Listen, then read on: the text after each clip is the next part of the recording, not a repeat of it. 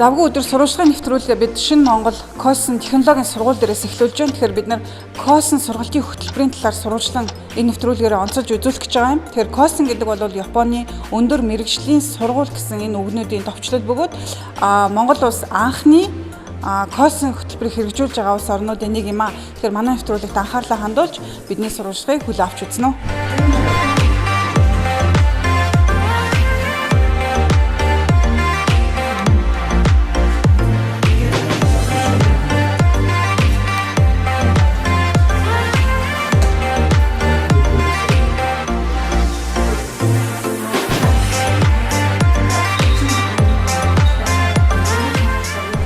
Японы Коосэн загварын технологийн коллеж яагаад Монголд хэрэгтэй болсон юм бэ гэдэг талаа тэр яагаад хаана эхэлсэн яагаад эхэлсэн гэдэг талаас тэрнээс эхлэл ярил гэж бодож байна л да. 2003 онд Японы Коосэн технологийн коллеж суралцахаар инженерээр суралцахаар одоо явж ирсэн. Механик, электроникийн чиглэлийн тийм мэргэжилтэй инженер. За Японы Коосэн технологийн коллеж сурч төгсөөд тэгээд дараа нь Японд их сургуульд, Америкт бас их сургуульд магистрт суралцаад Японы Toshiba корпорацид үйлдвэрлэлийн автоматжуулалтыг автоматжуулалтын системийг зохион бүтээх гэдэг зохион бүтээх инженер ажиллаж байгаа. Тэгээ Монголд 2014 онд буцаж ирсэн ийм хүн байна. Тэгээ яагаад буцаж ирсэн гэхээр зэрэг Монголд Японы Коосэн загварын технологийн коллежийг одоо байгуулах зорилготойор гэж ирсэн. Тэгээд байгуулад одоо 5 жил болоод ихэнх төгсөгч ингээ гаргаж байна. Тэгээд энэ сургууль болохоор 1990 оноос Монгол залуучууд суралцж эхэлсэн байна. Японд сурлаа, ажиллаа, амьдралаа, Америк сурлаа, ажиллаа, амьдралаа харахаар зэрэг ерөөсөө ажилдварцсан технологитой орнууд их хүчрэх хөгжингүй байгаад байдаг. Бид нар өөрсдөө яаж тийм технологитой хүчрэх болох вэ гэхээр ерөөсөө технологи мэддэг, чаддаг тийм хүмүүсийг олноор нь бэлтгэх хэрэгтэй байна. Ялангуяа багаас нь бэлтгэх хэрэгтэй байна. Өсвөр наснаас нь бэлтгэх хэрэгтэй байна гэдэг ийм юм ярилцаад тэгвэл ер нь энэ Коосэн буюу 15 наснаас нь эсвэл 5 жилийн хугацаанд энэ инженер технологи боловсон хүчин бий дээд боловсралтай инженер технологи боловсон гэж бэлтгэдэг. Энэ систем Монголд их тохиромжтой юм биш үү гэдэг ийм яригц. Хоёрдугаар яг үүндээ бас манай Монголд яг ажилтар хөгжсөн түүх бол маш нэмэгхэн. Тэг хөгжлийн түүх нь бол их түүх бол багтаа тийм ус орн. Тэхийн тулд яг энэ технологитой хүмүүсийг ойрхон болгохын тулд бол бас энэ яг өсвөр наснд байсан бас технологид ойрхон өсөх хэрэгтэй юм. Энэ бол нэг харь гаргийн юм биш яг ойрхон нэг өөрсдөө яг биеэрээ мэдрүүлж нэг өсөх хэрэгтэй байна гэсэн юм дүгнэлтийг хийсэн. Тэгээд Коосэн за Монгол байгууллах хэрэгтэй гэдэг ийм одоо үйл ажиллагаа маань хийсэн түүхтэй. Энэ талын ярианууд ингээд тодорхой төвшин ингээд ярьж явсараад 2014 онд 3 сургууль бол зэрэг үүсгэн байгуулагдсан байна. Улсын нэг сургууль шинэ ухааны технологиос харьяа Коосэн технологийн коллеж нэг шинэ Монгол эрдэмтэн хүрээлэнгийн харьяа шинэ Монгол технологийн коллеж 10 дахь орол техник технологийн дээд сургуулийн харьяа Монгол Коосэн технологийн коллеж ийм 3 сургууль үүсгэн байгуулагдсан. Японд бол энэ загварын сургууль 1962 онд анх үүсгэн байгуулагдсан. Дайны дараах Японы аж үйлдвэрийн хувьсгалыг гардан хийсэн хүмүүс бол яг энэ сургуулиуд дамжиж мэргэжилтэн бол бэлтгэж гарсан байна. Яг аймаг болгонд нэг ийм сургууль бол байгуулсан юм түүхтэй байл л дээ. Одоо бол Японд 58 ийм сургууль байдаг. 51 нь бол улсын сургууль. Төгсөгч нь бол одоо нэг төгсөгчд бол 40 ажлын байрны санал ирдэг. Аж үйлдвэрийн салбартаа маш ойрхон ажилладаг. Угаасаа яг аж үйлдвэрийн салбар нь ийм төрлийн хүн бэлдэж өгөөж байд боловсролын яамны санал тавиад боловсролын яамны гаргасан юм систем. Яагаад 15 нас гэдэг насны талаар хэлээ. Ялангуяа эрэгтэй хүүхдүүдийн хувьд их онцлогтой. Яагаад тэгэхээр нэг 15 нас хүртэл хүүхдтэй зүггүй явж байгаа. 15 наснаас их төлөвш эхэлт би хэн болж эхэлдэг. Тийм үе. Эмэгтэй хүүхдүүдэд ч явж гисэн яг тиймэрхүү. Тэр их 15 настай хүүхдүүд яг тийм төлөвшж явах үед нь тэр хүүхдүүдийг аваад тэр одоо юу гэдэг байгалийн ухааны сувар хичээлүүд инженерийн туршилтуудыг зааж эхлэнгээ хүн болгож төлөвшүүлэх ийм ажлуудыг тэрнийгээр дамжиж тэр сургалтаар дамжуулж хийж байгаа. Тэгэхээр юмд бол тууштай хандах, төвчээртэй болох ийм одоо хүмүүжлийн ажлыг ч гэсэн хийдэг. 15 настай хүүхдүүдийг аваад үзэр ер нь эцэг хийхээ хэлсэн ярьсныг бол сонсох чихтэйгээ байдаг. 18 болоод тэрнээс дээш болоод ер нь жоохон нас нь хүрлээ би гээл нэг нь сонсохоо болоод эхэлдэг юм онцлогтой юм байна. Тэгэхээр 15 насны онцлог бол ерөөсөө тэр л юм байна. сургалтын ерөөсөө томьёолох юм бол сургалтыг хэрэглээ талаас нь заагаад туршилтаар баталгаажуулаад дадлагаар өөрийн болгодог гэсэн ийм л сет ийм сургалтын онцлогт. Бас нэг онцлог нь болохоор зэрэг багш нар нөөрэ яг инженер хүмүүс байдаг. Тэр хүмүүс яг амьдрал дээр гараад энэ мэдлэг чадвар яг юунд хэрэглэдэг, ямар бүтээгдэхүүн хийхэд ямар мэдлэг чадвар хэрэгтэй юм мэддэг. Тийм хүмүүс бол тийм дээр багшилтаар бас их онцлогтой. За 3 дахь онцлог гэх юм бол аж үйлдвэрийн салбарт их ойрхон ажилладаг. Энэ дадлага ажлыг бол яг бүр багаас нь за бүр эртдээ бол 15 16 наснаас нь эхлээ хийлэгдэг. Тийм л онцлогтой. Тэгээд аж үйлдвэрийн салбарт ойрхон ажилладаг учраас төгсөөд гарангуут нь тухайн ажлын байрууд нь бэлэн байж байгаа.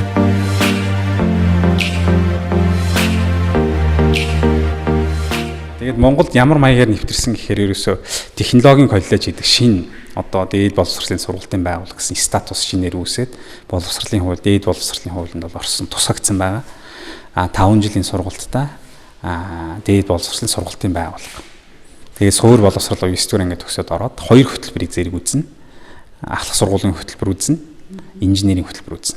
Ахлах сургуулийн хөтөлбөр нь 3 жилийн хугацаатай, инженерийн хөтөлбөр нь 5 жилийн хугацаатай гэсэн.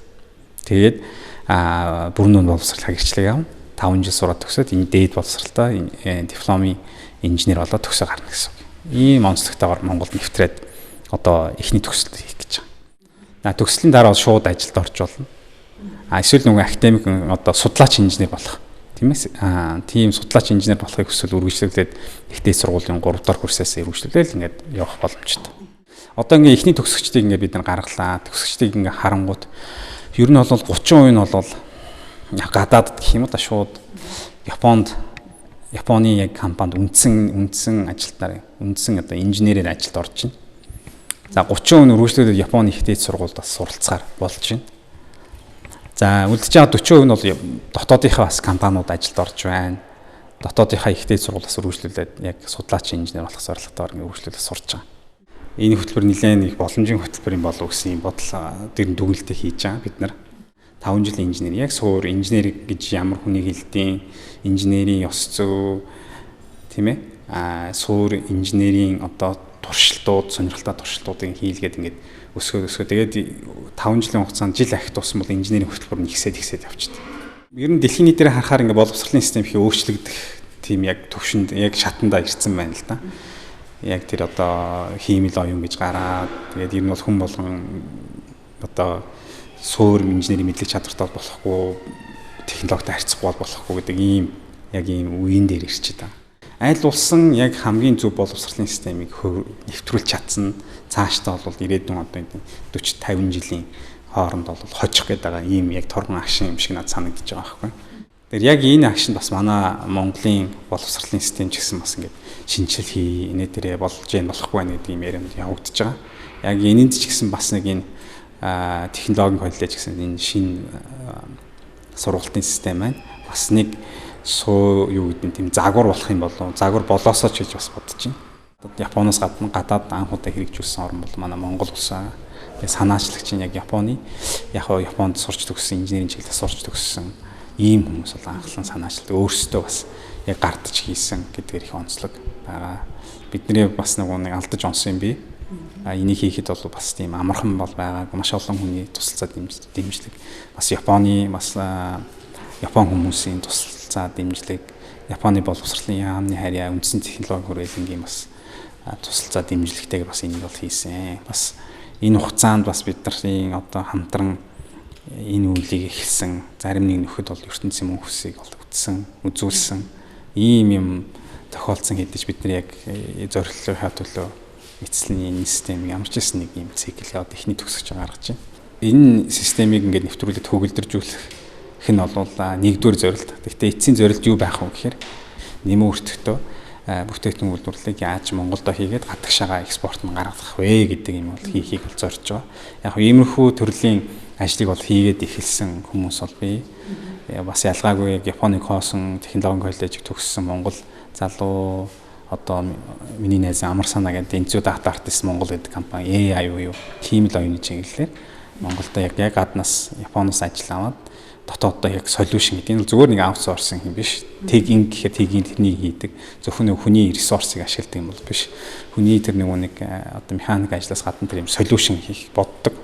Яг тэр AI хиймэл оюуны систем зохион бүтээхэд яг суур болох тэр одоо мотор гэх юм уу. Моторыг нь зохион бүтээх тийм ажлуудыг бол хийгээд явж байгаа ийм кейсүүд гарч байна. Тэр ийм нэмэртэгтэй юм бол Монголд үйлдвэрлэх бүтээх одоо дараагийн ийм давлгаа гэх юм уу. Тийм бол ирж байгаа. Энийг бол бид нар бас хийх ийм зорилттой байна.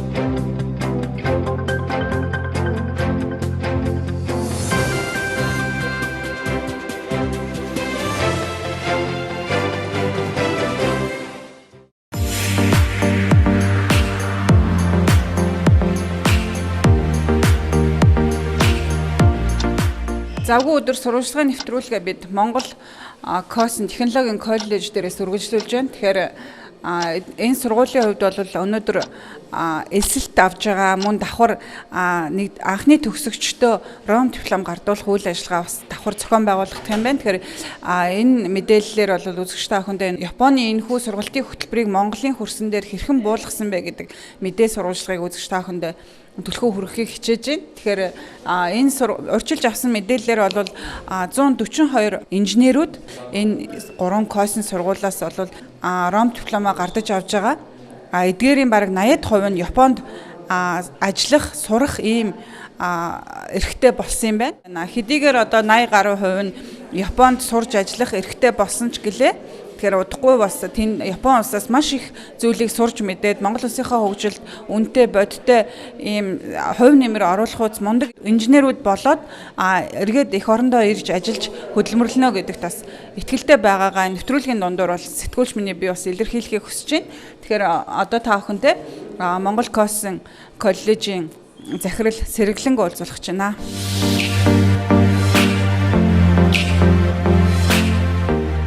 Японд бол одоо яг энэ 57 Коосэн сургууль байна гэдэг чинь шүү дээ, технологийн коллеж. Тэгэхээр эдгээртэй ямар харилцаа холбоотой байдаг? Танай жишээ нь одоо хэдтэй холбоотой? Бид нар бол яг энэ ерөнхийн 57 Коосэн дотор бол 51 нь бол яг улсын Коосэн байгаа. За тэгэхээр бид нар үндэсний технологийн хүрээлэн манай боловсрол соёл шинжилгээ ухааны яамны хооронд санамжч өгдөг. За ямар ч Коосэн хөтөлбөрийг бол Монгол нэвтрүүлэхэд бол Японы талаас бол дэмжлэг төсөлсөн үзүүлнэ. Сая одоо юу гэдэг тэр янз бүрийн одоо томтгоомжуудын багшийн сурвалжууд ингээ энэ хэдийн хэлбэр бол тусцаа үзүүлнэ гэд гар үсэг зурцсан. Гантамбар сайд үед манай сургууль бол бараг 10 сургуультай бол гэрээтэй ажилладаг. Юуны гэрээ гэхээр оюутан солилцоо, багш солилцоо, за хамтарсан судалгаа гэсэн одоо хамтарсан янз бүрийн юм хийгээд. Тэгээд тэр үднээс бол ингээ жил болгон Японд бол 3 сар 9 сар нь бол одоо 9 сар бол зуны амралт дуусаагүй иждэг, 3 сар хаврын амралт гэдэг. Энэ амралтаар бол Японы багш нар маш их ирдэг. Маа дээрээ одоо хичээл заадаг ч юм уу те багш нарт заа сургадаг. За мөн оюутнууд бас 9 сард бол ирдэг. Тэгээд бас энэ Япон оюутнууд тийм бүр 15 ингээд 10-аараа ингээд том группээр ирдэг. Тэгээд эдгээр ч ингээд манай оюутнуудтай хамт ингээд холиол хичээл оруулчихж байгаа. Тэгээд програм хийчих юм, робот хийчих юм те янз бүрийн сонирхолтой. Тэгээд хүүхэд одоо оюутнууд заавал илүү сонирхолтой байд юм лээ багш хүүхэд зааснаас. Тэгээд Япон оюут Монголд бас хэл ам жоохон ойлголцоход тэгтэл ингээд ингэж байгаа л ойлголцдог. Тэгэл дараа эдгээр чинь бас нөгөө Монгол хөгтөч бас ийш тийш дагуулж байгаа хотоо үзүүлэн зайсан мэс авч явна гэдэг ч юм уу тийм. Тэгээ тиймэрхүү байдлаар ингээд маш их одоо тийм одоо найрсаг харилцаа үүссэн байна. А манай оюутнууд ч гэсэн ингээд жилдээ тэр Sakura Science гэдэг хөтөлбөр өгдөг. 3 Кооsenгийн оюутнууд ингээд 9 оюутан 3 оюутан гэсэн үг. Тэгээ нэг багштай ингээд 10 баг болоод явдаг. Тэгэл очиод бас Японы Коосенд янз бүрийн одоо туршилт хийдэг ч юм уу. Манайд нэг лаборатори байдаг болохоор тентгийн лаборатори одоо юу туршлын багжийг ашиглаж туршилт хийдэг. Тэгээ Япон орондоо танилцах Японы одоо тэр юу гэдэг шинжилгээ ухаан технологийн юм одоо үзэж танилцах мөн компаниудаар орох ч юм уу тийм аялал зохион байгуулдаг. Тэгэхээр өнөөдрийн хувьд бол эсэлт тэгээд төгсөлт давхцсан юм өдөр байна л да. Тэгэхээр эсэгчтэй ямар шаардлага тавьж байгаа вэ? Ер нь яг энэ техникийн сонирхолтой хөгжил байвал авъя гэж байгаа. Яг нөгөө манай дунд сургуулийн багш нар бол хүүхдүүдийг жоохон айлгадаг юм шиг байна. За чи энэ математик таарах юм чи инженер барахгүй бүтэхгүй. Тэ одоо ээш өгвөл чи яар шиг тэр нийгмээ сонго. Тэр юугаа сонго тэ математик хэсэг чи тэр өндөр оноо авч чадахгүй бүтэхгүй гэдээ айлгачдаг. А гэтэл хүүхдийн тэр дүн оноо гэдэг чинь бол нэг тийм яг тэр хүүхдийн үзүүлэлт биш шүү дээ. Тэгэхээр тэр хандлага одоо сайн манай нахаш хандлага зүтгэл тэр л болно. Одоо хийгэж чадчихвал тэр хүүхдийн сурлага тэр дунд байна уу манаас одоо онц үед ерөөсөө гадах байхгүй. Өчнөө ингээд мундаг одоо сурлага сайтай бүх юм онц үед хүүхд хэрнээ ажил дээр гарахаар нэг л юмнаас нь гарч өгдөг. Тэ. Яг хийх юм хийчдэг тэгэл болоо гэдэг ч юм уу тэ.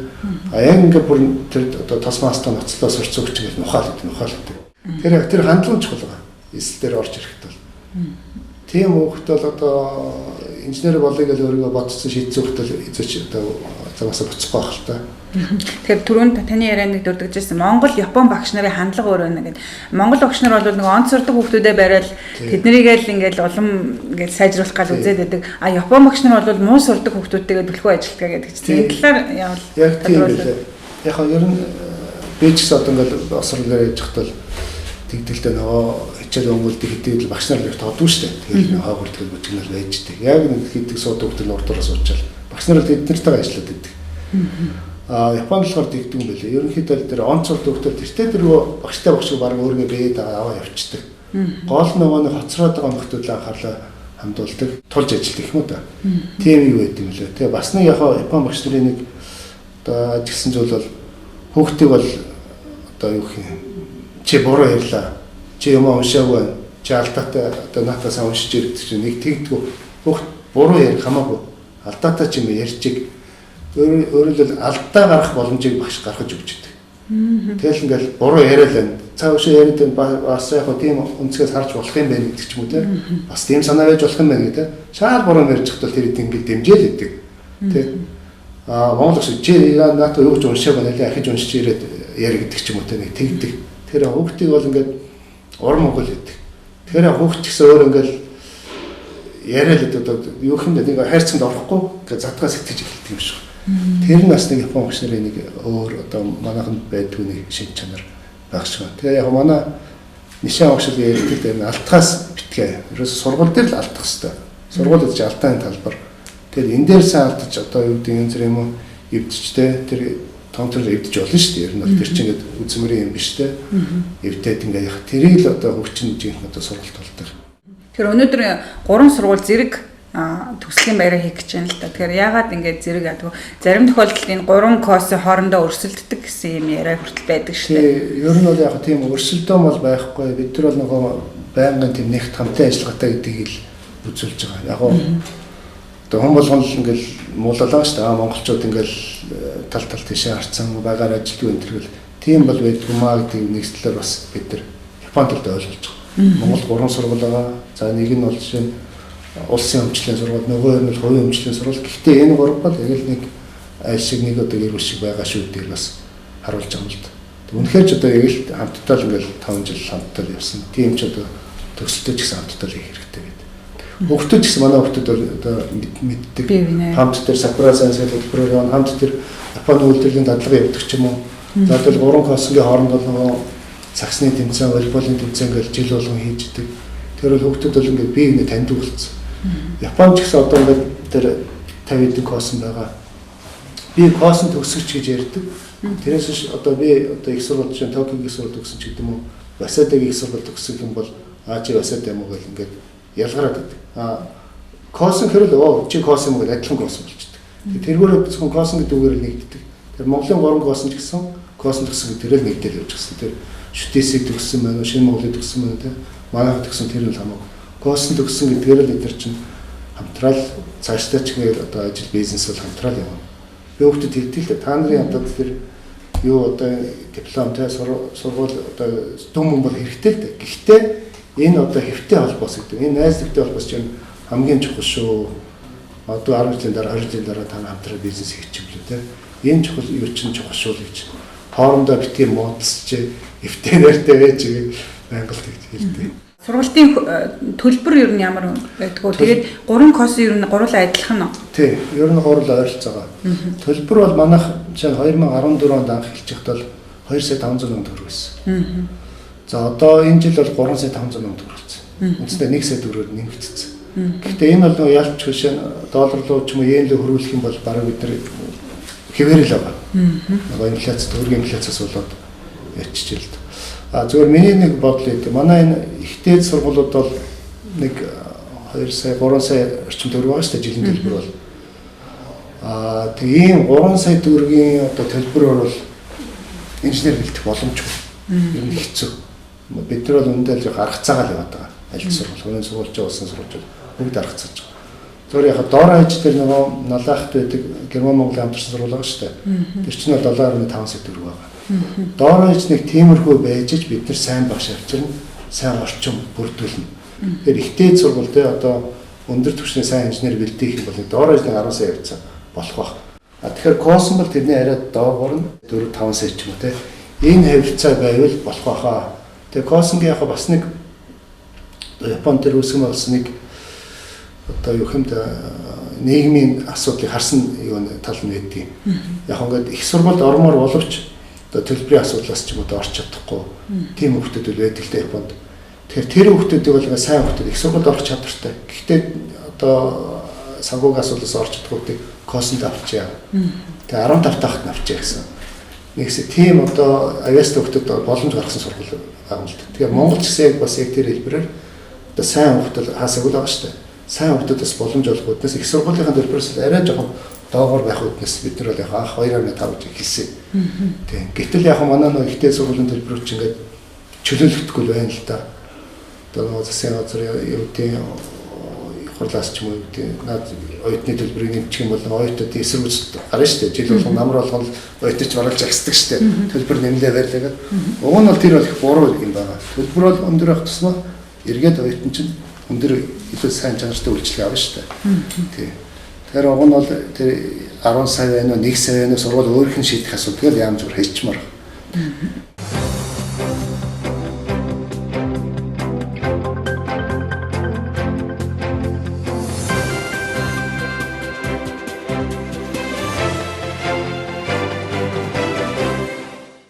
Жин нөгөө биожарлан гэдэг ус хэргэлдэггүй жарлан байгаа.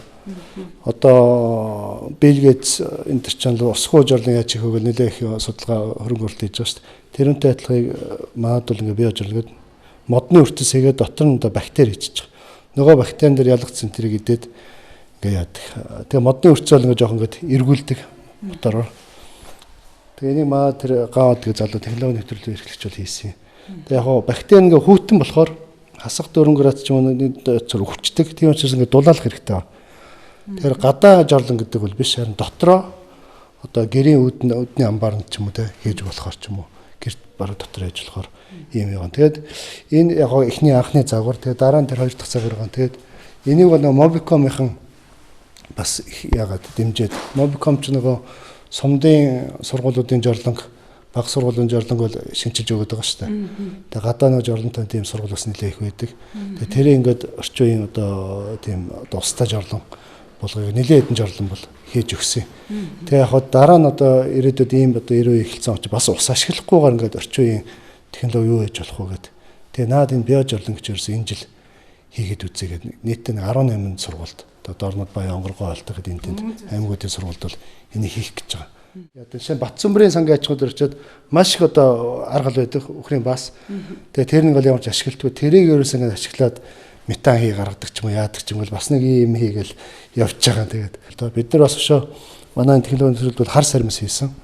Манайх болохоор өөрсдөө яг ургуулад энэ юуны 61-ийн гарам тэгээ сэлэнгийн эдэн юу бол яатсан байгаа. Тарилнчтай ярьсан. Өөрсдөө Монголын хөрсөнд ургуулад цэвэр ямар нэг одоо химийн бордомордоо ашиглахгүйгээр яг цэвэр органик хэлбэрээр нь гаргаж аваад тэр саримсаараа эндээ одоо тэр юуг нь боловсролтыг хийгээд тэгээ бүр эцсийн бүтээгдэхүүн болгож гаргах гэсэн.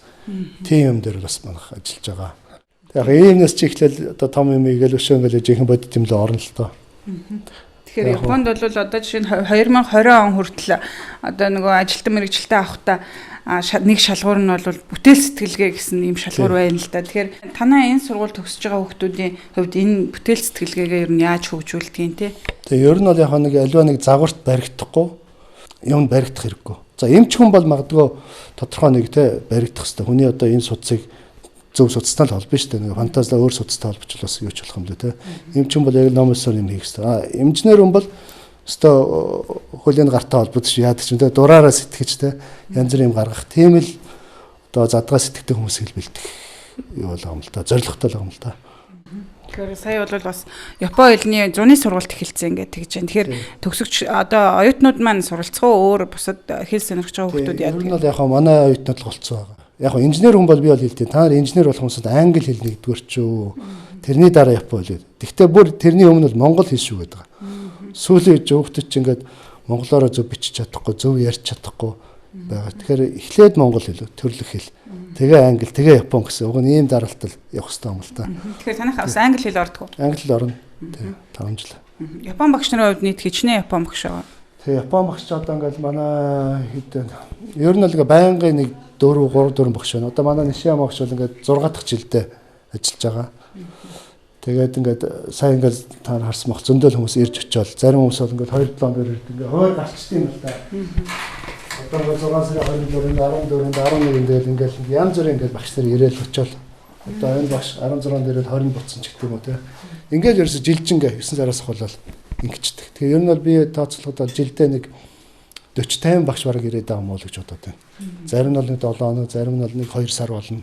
Тэгэл янз бүр тэгээ. Тэгээ тэр бол багш нар байдаг. Дандаа мэргэжлийн багш нар. Хичээл бол үндсэндээ 3 багш ордог.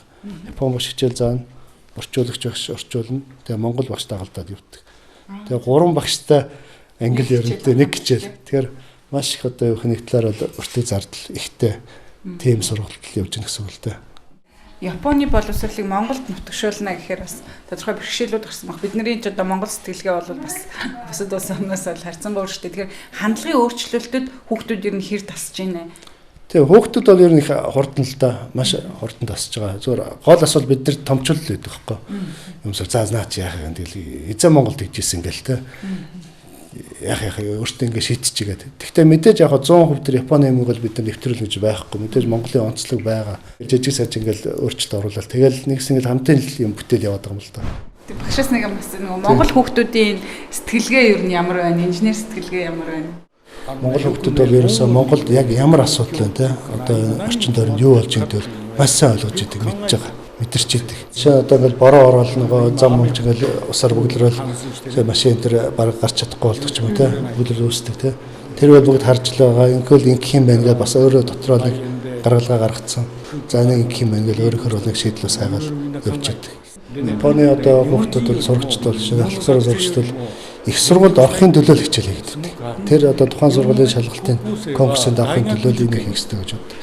Монгол хүүхдүүд бол энэ асуудыг ингэч юмсан, тэгч юмсан, ингээд шийдчих юмсан гэсэн тэр талаар би одоо энийг сурах хэрэгтэй байна гэдэг ч юм даа. Энийг хийж чаддаг болох хэрэгтэй байна гэж. Тийм ялгаа харагдаад байгаа.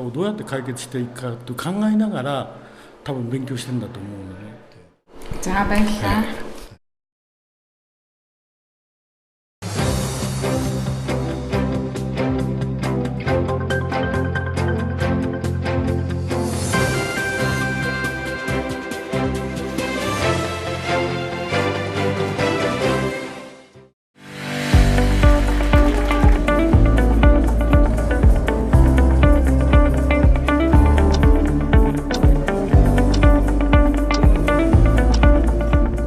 今日は卒業される53名の第1期卒業生、この方は特別な役割をモンゴルにおいて果たしていく人材だと思っています。өнөөдөр төгсөж байгаа 53 оюутан та бүхэн Монголын хөгжилд хамгийн их чухал үүрэг үүсгэх тийм одоо өөрөгтэй тийм хүмүүсийг би одоо ойлгож байна. 皆さんが先頭になってモンゴルの発展に貢献することが皆さんに続く後輩にも道を与えていくんだろうというふうに思います。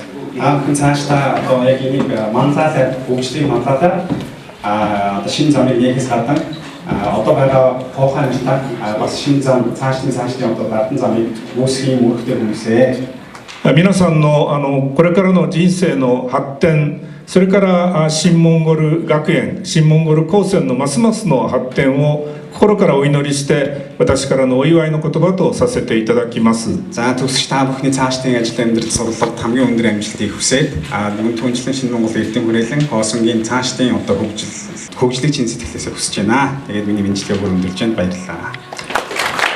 おめでとうございます。ありがとうございます。 За буяа захирал маань сайхан үг хэлсэн байна. Сая өөний шийд захирал бас их сайхан үг хэллээ. Тэгэхээр Коосэн гэдгийг бид нар яагаад байгуулах вэ? энэ технологийн коллеж гэдэг нь ямар үүрэгтэй байг вэ энэ хүмүүс бүгдээ хэлсэн гэж бодож байна. Ганцхан үгээр хэлэх юм бол одоо Японы хөгжилд маш их тэр үндэс суурийг тавьж өгдөг, тэрийг дэмжиж явдаг тийм инженеруудыг төгсөж гардаг онцлогтой байгаа. Энэ Коосэн төгсөгчд байсан учраас өнөөдөр Япон улс ийм хөгжлийн оргил төрсөн, ийм технологийн өндөр дэвшлиг авчирсан гэж хүн болгон хэлдэг. Тэгэхээр Монгол улсад энэ дэвшлиг авчрах хүмүүс нь яахын аргагүй та нар учраас та нараар бахархаж та нарт ингэж баяр хүргэж байна. Тэгэхээр та бүхэн бол бидний хүсч хүлээж бүр илүү мундаг амжилтыг өөрсдөө хийх болно. Манай сургуулийн өрөө байдаг, өөрийн гараар улсаа бүтээе гэдэг. Энэ гарцаа байхгүй та нарын гараараа энэ Монгол улсын үйлдвэржилтэд энэ хиймэл оюун ухаан, энэ IT-ийн, энэ барилгын, энэ бүх салбар, энэ химийн, энэ бүх салбар та бүхний энэ гараар хийгдэх болно гэдэгт маш их итгэлтэй байна.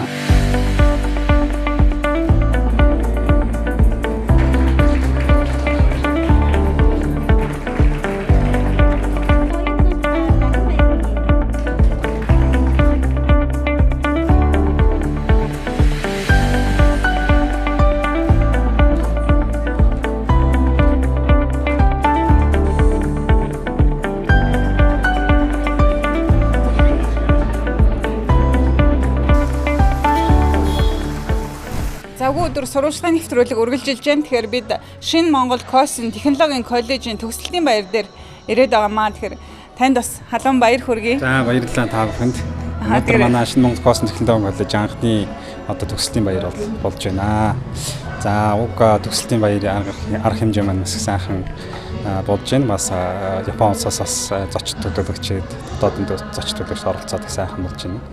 За анхны төгсөгчдийн маань төгсөлтийн дараах одоо гараад юу хийх вэ, хаана очих вэ гэдэг маань сургуулийн үүрэг гэж бид нар боддог. Зөвхөн одоо нэг диплом үгээ за баяртай гэж өнгөрөх биш. Төгслийн дараах карьерийг бол бас манай сургууль ер нь Коосэн сургуулиудад бол их чухалчилж үздэг юм байна. За төгсөгчдийн маань одоо төгслийн дараах карьерийг авч үзэх юм бол одоо 20 хүүхэд бол Японы компанид бол шууд инженерийн ажилд орохоор явахаар болчиход байна. За 15 оюутан Японы их дээд сургуульд үргэлжлүүлэн одоо судлаач инженер болох зорилготой үргэлжлүүлэн суралцах болсон байна. Яг тодруулж хэлэх юм бол Тояш технологийн сургуульд бол үргэлжлүүлээд одоо суралцсан бол өнөөдөр яг дүн нь бол гарсан байна. Энэ баяртай мэдээ бас хуваалцах дата байна. Үргэлжлүүлээд Японы Коосэн технологийн коллежийн агсан төвчний сургалт гэж байдаг. Тэнд бас 2 оюутан суралцахаар болсон. Энд бол үргэлжлүүлээд хэлэв их судалгаа, инженерийн судалгаануудыг хийдэг. Тийм онцлогтой. Түүнээс гадна Аз номхон далайн их сургууль гэж байдаг Японд. Рицмекан Аз номхон далайн. Тэнд бас 100% тэтгэгтэйгээр бас манай нэг оюутан суралцахаар болсон. Ийм сайхан одоо мэдээнүүд бас байна. Түүнээс гадна бас дотоодын компанид манай Монголын бас нэг тэргүүлэгч компаниуд бас 4-5-6 оюутан байна. Суралцах, үргэлжлүүлээд ажиллах болсон байна. Түүнээс гадна 10 орчим оюутан байна бас. Дотоодын их дээд сургууль үргэлжлүүлэн суралцах, үлдсэн оюутнууд 6 оюутан бас баруунд болон нэг оюутан хятад улсад бас тэтгэлэгтэйгээр суралцахаар болсон ийм байдалтай байна. Ер нь бас нэг төгсөө шууд ажилд орох гэдэг бол их чухал. Шууд ажлын байран дээр хэрэгцээтэй тэр чадваруудыг олгох, дадлага ажлаар дамжуулан тэрийг олгодог гэдэг энэ хөтөлбөрийн маань үр дүн бас гарч байгаа болов гэсэн юм дүгнэлтийг бол бид нэр хийж байна. Өнөөдрийн төгсөж байгаа 50 гаруй оюутан маань одоо бараг 30-аад нь эргээд Япон руу ажиллахаар сурхаа явж байна л та. Тэгэхээр энэ одоо өндөр мэрэгжил эзэмсэн мэрэгчлэтнүүд маань Монголдо ирэх болов. Тийм энийг нэг талаас эргээр хараасаа гэж хүсэж байна. Монголд нөгөө нэг Японд очиод ажиллах хэмжээний мэрэгжилтэн бэлтгэж чадж байна гэдэг ийм дүгнэлтийг бас хийж болох юм тийм ээ. Би өмнө бас ярьж байсан байж магадгүй. Манай сургуулийн энэ төгссөн хүүхдүүд Япон хэлний төгшин 2 дугаар зэрэг гэдгийг авч байгаа. 5 зэрэгтэй, 5 нь бол анхан шат, нэг нь бол хамгийн сайн, нэг хоёр нь бол хамгийн сайн одоо сайн хэлний төвшин байгаа Япон хэлний төвшин. Тэгэхээр энийг инженерийн хичээл үзэнгээ энэ хэлийг тэр төвшөнд эзэмшин гэдэг бол тийм амархан зүйл бол биш. Манай дотоодын их дээд сургуульд Япон хэлээр мэрэгшээ тэр зэрийг авч чадахгүй байх тохиолдол байдаг. Тэр зэрэг энэ хөтөлбөрөөр энэ 5 жилийн хугацаанд тий 15 наснаас илүү сургадаг энэ хөтөлбөр нь өөрөө ер нь боломжийн байна, үр дүн гаргаж байна гэдэг өнцгөөс хараасаа төгсөгч нь шууд Японд ажиллах хэмжээний Японы их сургууль шууд дэвшин суралцах хэмжээний ийм хөтөлбөр болсон байна гэдэг нэг талаас дүгнэлт гэж харж бас болох юм аа. Саяны оюутнууд маань яваад буцаад ирэх гэдэг юм байна. Энэ буцаад бол ирнэ гэж бидэгтэй би 100% итгэлтэй байгаа. Бас энэтэй холбогдуулаад ярих манай дотоодын компаниуд тийм ээ ажил хүчний хэрэгцээ чадварлаг боловсон хүчний тийм ээ гадагшаага алдахгүй байх тал дээр яах вэ гэдэг юм бас бодлого тийм ээ бас компаниудын өрсөлдөөн бас энэ дээр бас үүсэх юм болов үүсээсээ ажил олгогч нар бас тийм ээ энэ дотоодод өсөж байгаа гайгүй хүмүүс бас тодорхой төвшнөөс үнэлээсэ гэдэг юм бол бас нэг талаас хүсмээр энэ хоёрдугаарт ер нь бол манай энэ аж үйлдвэр ажил олгогч хэм ялангуяа аж үйлдвэрийн салбарт нөгөө бүтцийн өөрчлөлт хийхгүйгээр бас нөгөө нэг өндөр түвшний мэддэг чадвартай хүмүүс одоо юу гэдэг одоо жоохон муухай үгээр хэлэх юм бол шингээх тийм ээ хүлээн авах юм бололцоо бол их хомсгон байгаа даа. Тийм болохоор тэрийг гадагшаа алдаад авах юм тохиолдол бол гарч байгаа. Тэгэхээр ер нь бол маш өндөр түвшний бүтээгдэхүүн үйлдвэрлэж хэдэм аж үйлдвэрийн салбар бол үйлчлэгээ ч юм уу тийм. Иймэрхүү юм бас дотоод хөгжүүлэх шаардлага, энийг бас улсын бодлоготойгоор хэрэгжүүлэх шаардлага байгаа юм болов уу гэсэн юм бодолтой бол байгаа. Ер нь бол цаашдаа миний өөрийн хүсэж байгаа юм бол яг ийм аж үйлдвэрийн бүтцийг шинжлэх нэмэн өртөө өндөртэй бүтээгдэхүүн үйлдвэрлэлийг яаж хөгжүүлж болох вэ гэдэг тал дээр бас төвлөрж ажиллая гэсэн юм бодолтой байгаа.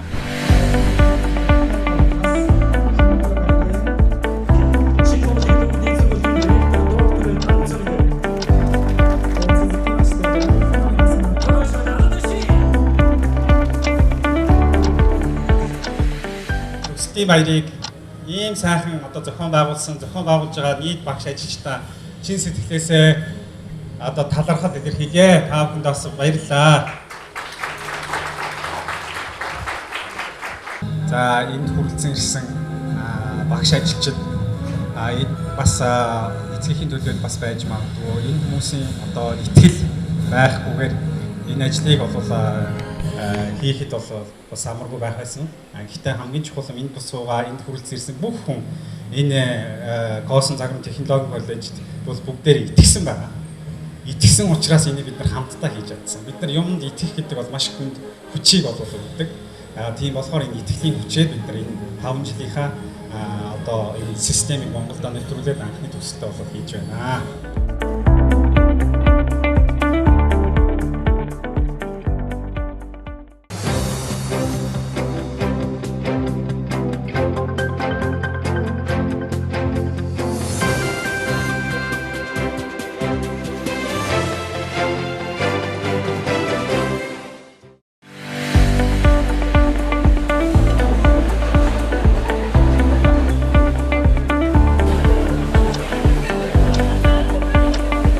Өнөөдөр бол Монгол улсад 140 гаруй инженерүүд шинээр орон дипломоо гардаа авч байгаа юм баяртай сайхан цаг мөчтэй та бүхэндээ уулзж байгаадаа бас баяртай.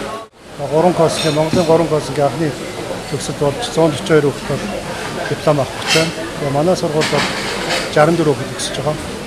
Альва тэр сургууль одоо ихтэй сургууль бол тухайн нийгмийнхаа асуудлыг шийдвэрлэдэг. За ямар асуудал тэрийг судалдаг гэдэг нь. Тэгээд тэр одоо ойр орчныхоо одоо асуудлыг шийддэг ийм одоо үүрэгтэй гэж боддог. Тэгээд тэрийг л бид нар хүүхдүүд заагаа. За одоо нэг Улаанбаатар ямар асуудал байна? Хүчний асуудал байна. Утаач гэх юм дэмжирч гэдэг. Тэр одоо нэг талаар одоо судлаач өнөөдөр ариун их сэдв байна. За энэс та нар аль ойрхон харагдчихэв. Юу санаа зовж байна? Тэрүүн дээр нэгэн сонголт судлагдсан. Жишээ нь одоо манай хэд хүүхдүүд юуны одоо Монголын Улаанбаатар хотын ихтлгүүрүүдийн шатны өндрийг судалж байгаа. Тэгээд зарим хүнд нэг баригдсан одоо байшин тэр ямар хэрэгтэй гэж бодно. Тэгээд яг ингэ судлаад хэмжээд үзэхэд жишээ шатны гişгүүр бол баруун талтай зүүн талтай ингээд өөр баг 1 см 2 см ялгаатай. Дээдлийн гişгүүр доотлын гişгүүр доотлын гişгүүр өөрөөр байх ч гэх юм. Тэгээ хэдийгээр нэг барилгын зураг бол ингээд зурган дээр тэгж зурхгүй шүү дээ. Инженер бол. Барилга одоо барьж байгаа угсрах явцад алдаа гарч байгаа байхгүй. Нэгсний технологийн алдаа гарч байгаа гэсэн. Тэгэхээр тэрийг манай хүмүүс бол мэдээд алдаад за ийм дэр ингээд алдаа гарчдаг юм байна гэдгийг өөрөө биеэр судалж байгаа. Яг л бодиттой энэ амьдралд юу хэрэгтэй тэрийг л одоо судалсан. Тийм одоо юу Коосэн гэдэг төсөгчийн гол ялгаа нь болж чадна гэж байна.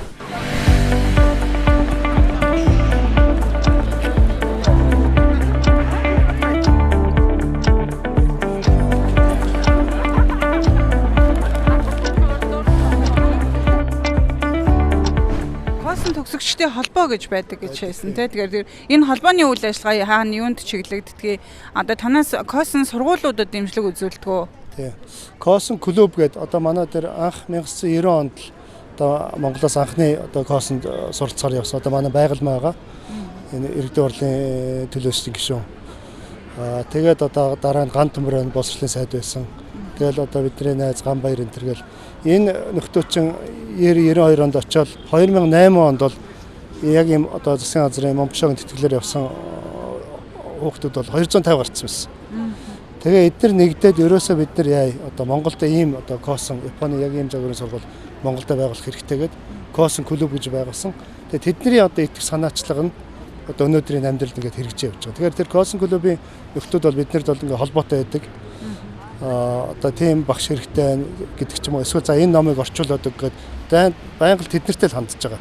Тэгээд эдгээр ч өөрсдөө нэг Коосэн сурж ирсэн хүмүүс болохоор энэ номыг чи ингэнэ гэдэг. Одоо Коосэн төгсөөд одоо моёст ажиллаж байгаа, шүтээст ажиллаж байгаа тийм бас докторийн төрөлцсөн хүмүүс байна л да. Тэднэртэй ханддаг. Өнөөдрийн арга хэмжээ бол 3 Коосэн нэгдээд одоо туршлагын зураг авах гэж шиг байна тий. Одоо ингээд харах юм бол гуруула өөр хувцастай байж байгаа. Тэгээ бас яг 3 Коосэн эдгээр адилхан хөтөлбөртэй боловч тус тусдын өөрийнхөө онцлогийг бас хадгалж байгаа. Тэгээ манай одоо хүүхдүүдийн онцлог бол манай энэ 64 төгсөгчөөс за 20 гаруй. За бараг шагаан цар захиалга ирэх бах. Одоо тал нь бараг Японы компани урилга авчиж байгаа. Тэгээ эдгээр бол яг өмнө нь одоо 3 дахь курстай багтаач 4 дахь курстай очиж Японд очиж зуны дадлага хийсэн. Тэгээ тэр хэмжээгээр бол Монгол Коосэн одоо төгсөгч мундаг юм байна. Япон хүмүүсээс бол дутаад авахгүй. Манай компанид бол бас одоо сайн одоо юу гэдэг хувь нэмэр одоо оруулах чадах юм байна гэсэн үднээс бол захирлууд нь өөрсдөө ярьцлага хийгээд урилга өгч байгаа. Өшөө одоо өөр онцлог бол яг манай сургуульч нь бол Япон багш нар ихтэй. Тэгэд манай хүмүүс бол Япон одоо юу гэдэг тэр соёл одоо харилцааг бол одоо нэлээд сайн ойлгоцсон юм уу да. Өглөө болгонд одоо мэдлэгч юм орчихсон те дараач. Тэгээд тэр талаар бол одоо илүү Япончтой цаашдаа бизнес хийхэд хамтарч ажиллахад бол илүү дөхөн болцсон болов уу гэж бодож байна.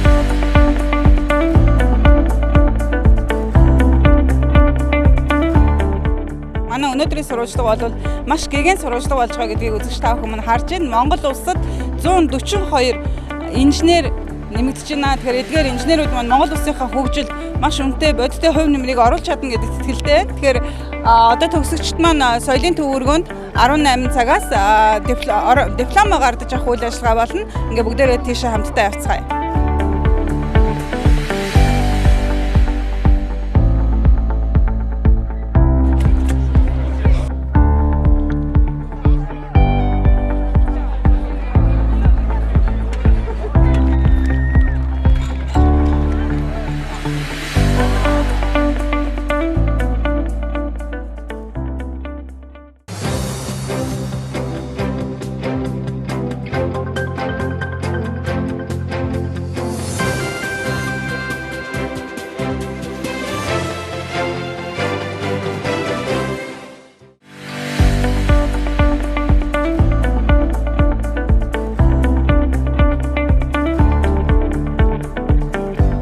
Яг тэгэхээр хамгийн түрүүнд хийх ажил бол хөтөлбөрийнхөө гүйцэтгэлийг их сайн хянах хэрэгтэй.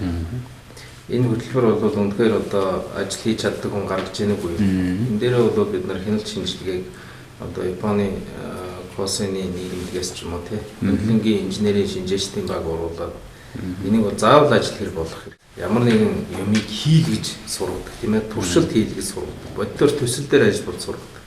Бодитоор гарт нь тэр эрдмийн олгодгоо гэдэг дээр бид уухгүй ажиллах хэрэгтэй. Энд бол лабораторийн хэрэгцээ шаардлага байгаа, тунад төхөөрөмжийн хэрэгцээ шаардлага байгаа. Бодитоогоор одоо тэрийг удирддаг багш нарын чадварын асуудал байна. Тийм биз. Манай багш нарын хувьд бол одоо тодорхой академик төвшөнд л одоо бүгдэд юу өгөх вэ гэдгээ ойлгож байгаа болохоос биш. Яг бодиттой амьдрал дээр гарахад одоо энэ шатрыг яг үнэхээр зороод гаргадаг. Гэхдээ энийг арай өөрөөр бодож чаддаг, сэтгэж чаддаг хүнийг гаргаж ирэхийн тулд бид ямар уян хатаг хөтөлбөр явуулах бай тээ. Одоо робоконы шинэ хэлбэр тээ. Орчин цагийн ойлголтыг яаж нэвтрүүлэх. Хэмжээчдэн бид бол энэ хөтөлбөрийнхаа нэгдүгээр одоо чадамжийн үнэлгээ, нөгөө талдаа бол тэр хүсэж байгаа чадамж руугаа тэмүүлэх төлөвлөлтөө бол гаргах хэрэгтэй. Тэгээ манай сурвалж одоо юу вэ? Барилга, цахилгаан, механик, био гэж байгаа. Биолог хэлдэг. За барилгын хөгтөч чинь танаа үйлдвэрч чинь бариад байна.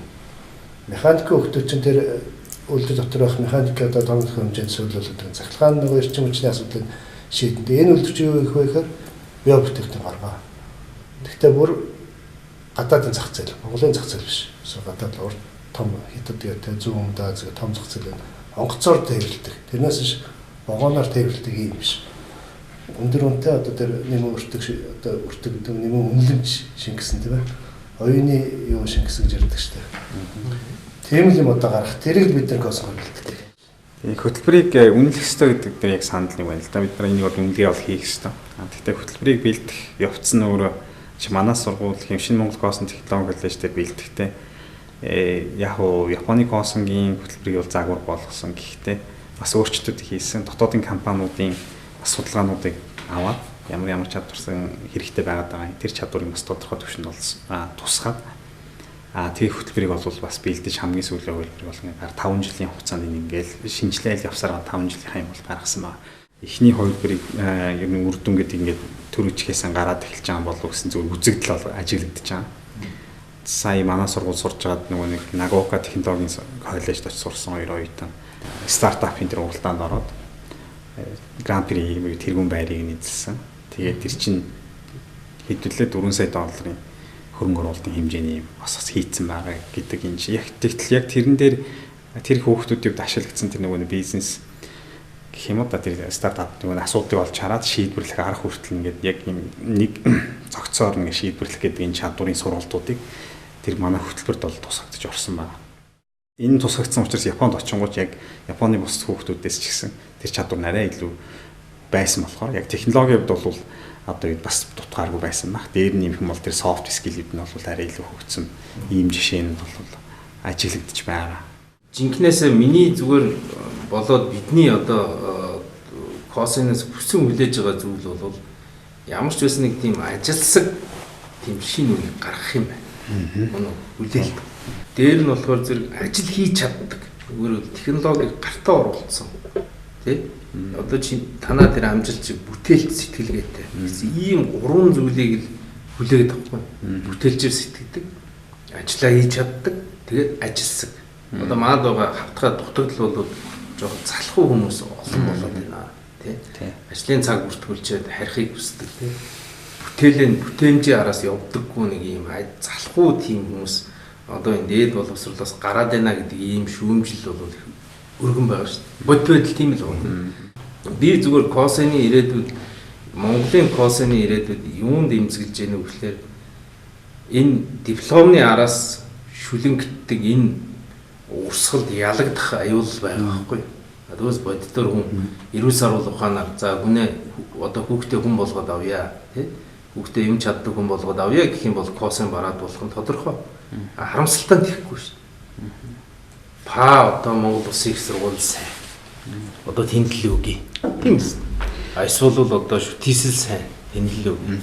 Өмнөөс биш одоо миний хүүхэд энэ сургууль тэр сургууль нь хувийнх байна уу, улсынх байна уу үл хамааран энэ сургууль нэг ийм хүн болоо гараад ирэх юм байна гэдээ ингээд танилцаад үр хүүхдээ тэр сургуультай танилцуулж байгаа аав ээж бол хэцүү юм байна шүү дээ. Тийм учраас би зүгээр энэ диплом руу дайрсан дайралт нь энэ чинь өөрөө өрсөлдөөн байхгүй.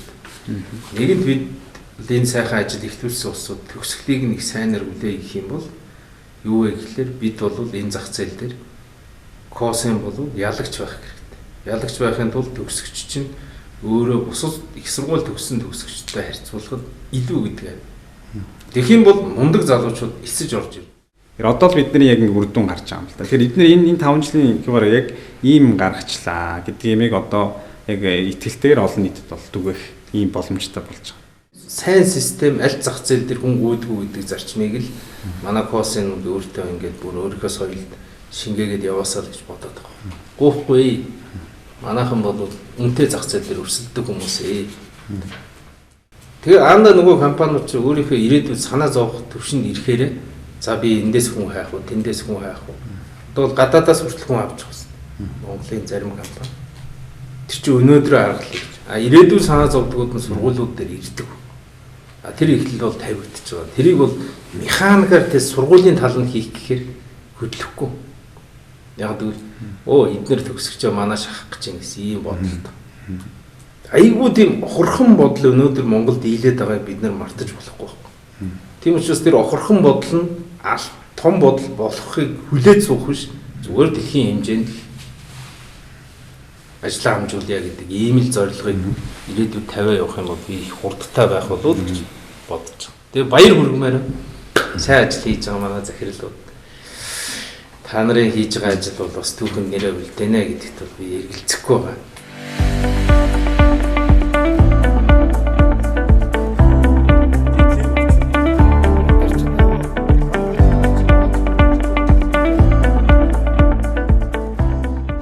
Би ч өөрөө энэ Монголд одоо сүүлийн үед нэвтрээд байгаа Коосэн Японы загварын инженерийн боловсролыг Монголдо нутагшуулах ажлыг хийгээд нэг 3 жил болж байна л да. Японы байгууллагын төлөөлөгчийн газрыг 16 оны 11 сард байгуулад тэгээд тэндээ тэргүүнээр ингээд ажиллаад явж байна. Манай Улаанбаатар хот ялангуяа Монголын хөгжлийн одоо төвшин бол яг эд огцом өсгөхөд ингээд байж байгаа яг цаг үед байгаа гэж бол хардаг. Ер нь бол олон улсын байгууллагын судалгаагаар ч гэсэн тэгж гардыг юм билэ. Зөвхөн энэ уул уурхаагаас олж байгаа баялагдаа түшиглээд тий. Зөвхөн тэр уул уурхаагаас орж байгаа баялгаа идээд уугаад хайчих биш. Бас нэг өөр нэг салбарт, хүний хөгжлийнхаа салбарт хөрөнгө оруулалт хийх. Илүү өндөр бүтээмжтэй боловсролыг иргэндээ олгох. Илүү одоо урт наслах бололцоотой тийм эрүүл мэндийн тогтолцоог бий болгох. Дээр нь нэмээд яг яалтчгүй энэ хотын хөгжил, дэд үтсийг хөгжүүлэх чинь үндэсний мэрэгчлэлтэнгүүд инженерүүд хэрэгтэй байгаа юм л да. Бид нэр бүх юмыг ингээд гадны улсаас зөвлөгөөг нь аваад хөгжөөд 30 жил болж ин гэтэл бас болохгүй юм зөндөө ингээд үлдсэн байсан байна гэдгийг анзаарч штэ. Тэгэхээр энэ дээр яг нэг өөрөнгө гэсэн сэтгэлтэй үндэсний мэрэгчлэлтэн шаардлагатай байгаад байгаа. Тэгэд энэ хөгжлийг бол хийгээд явах мэрэгчлэлнүүдэд бэлтгэх ажилд ингээд өөрийн хувь нэмрээ чадах хэмжээгээр ингээд оруулаад явж байна. Мэдээлэл бол мэдлэг биш байгаа байхгүй юу? Мэдээлэл бол наадах чи интернетээс олоод мэдчихэж шүү дээ. Гэтэл бол мэдлэг бол ингээд системтэйгээр өөрөө яг сууж нэг юмны ард гарч туршлагаа хийж ингээд суурьшдаг гэдэг тийм. Тэгэхээр манай энэ 15 настайгаас суралцж байгаа оюутнууд бол яг тийм эд юмыг ингээд яг спонж тийм одоо би угаадаг хөөс шиг ингэж усыг шингээж авдаг шиг ингэж явах болцоотой үеийн хатан үедээ яг ингээд мэрэгжлийн хичээлүүдийг үзээд яг тэрнтэйгээ холбоотой математик, тоо, физик гэсэн байгалийн шинжилгээ ухааны хичээлүүд ингээд түлхүү заалгуулад явж байгаа нь айгүй азтай хэрэг гэж бодоод байгаа. Тэгвэл нэг л мэдхэд 18 нас хүрдэг за англи хэлээ сайн сурж байгаад гадагшаа явчих. Яг юугаар мэрэгших вэ гэхээр за нэг банкны захирал их зүгээр юм шиг нэг эдийн засаг сур хийчихвэ гэх юм те. Тиймэрхүү тал руугаа ингээд ганц энэ л монголоор зогсохгүй л да ер нь дэлхийд яриа залуучууд л нэг тийм чиг хандлага руу явчихад байгаа юм дээр 1-2 жилийн өмнөөс дэлхийн тэнцэн чиглэл бас жоохон өөр болоод байгаа шүү дээ. Барууны улсуудад одоо англи, германд бүгдээрэнд нь яг ийм эртнээс мэрэгжлийн чиг хандлага олох сургалт явуулж байгаа юм дээр бол одоо татварын хөнгөлөлт, төрийн одоо нөхөө олгороос эсвэл маш ихтэй юмнуудыг үзүүлээд бодлогоор дэмжих юмыг хийж явж байна. Тэгэхгүй л ерөөсө боловсруучны дутагдaltaй орчод байна.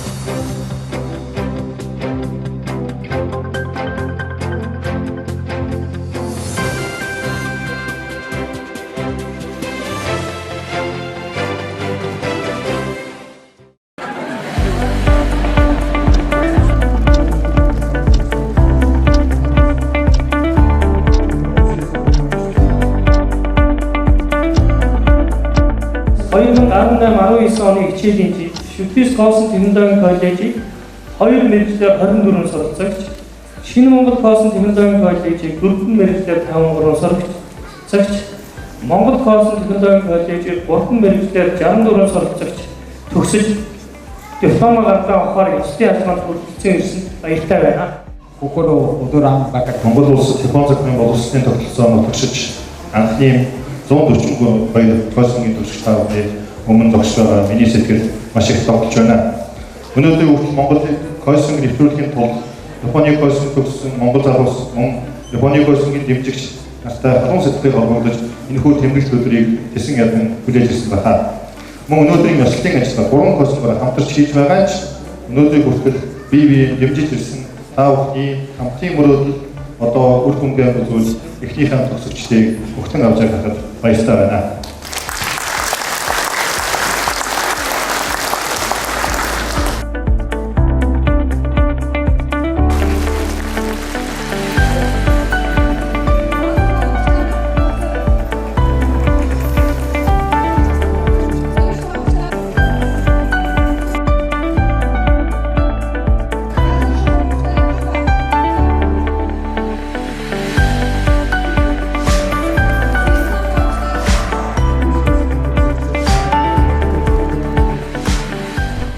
завгүй өдөр сурвалжлагын нэвтрүүлэг маань 9 цагт эхэлсэн бол одоо 20 цаг 40 минут болж байна. Тэгэхээр нэвтрүүлэгт оролцсон танд баярлалаа. Тэгэхээр таны өөрийн зорж тэмүүлж ирсэн ажил ер нь зорилго чиглэлийнхаа та хаана хүрч чадсан бэ?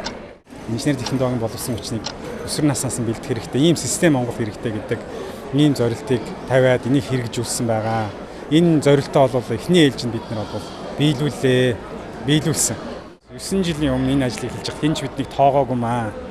Монгол Коосэн завгүй технологийн коллеж байгуулад өсвөр наснаас нь инженерийн бэлтгээд 20 настад инженер болгоод Японы компани ажиллах хэмжээний ийм хүмүүсийг бэлтгэж гаргана.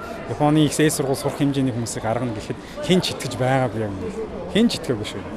Тэгээд юмыг анхлан хийхэд тэр болгон тоодгүй.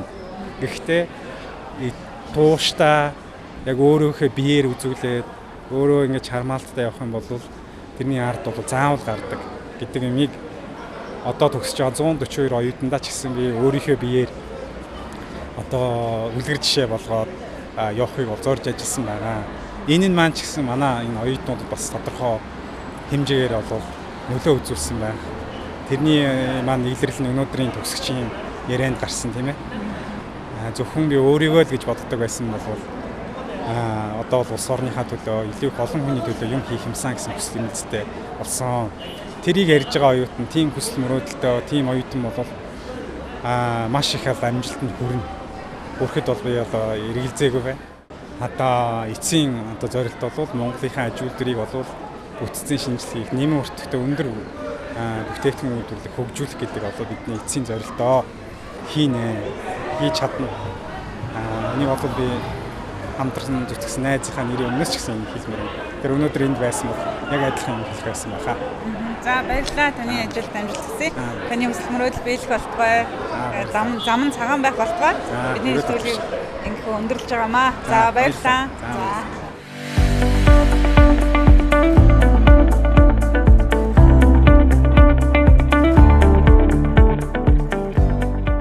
Завгүй өдөр нэвтрүүлгийн сурвалжлага энэ хүрээд өндөрлүүлж байна. Тэгэхээр Монгол дахь Коосэн технологийн коллежуудын нэгдсэн төгсөлтийн баярын арга хэмжээнээс нэвтрүүлгээ өндөрлөж байгаамаа. Тэгэхээр Монгол улсад 140 инженерүүд нэмэгдэж байна. Тэгэхээр эдгээр инженерүүдийн бараг 50 гаруй хувь нь Япон улсад ажиллах, суралцах ийм эрхтэйгээр энэхүү сургуулаа төгсөж байгаа ийм төвшөнд ийм өндөр мэргэжсэн мэргэжилтнүүд болон бэлтгэгдэж байгаад сэтгүүлч миний хувьд үзэгч таны хувьд ч гэсэндээ бас бахархалтай байгаа болов уу гэдэгт итгэлтэй байна. Ингээд нэвтрүүлгээ өндөрлөж байна.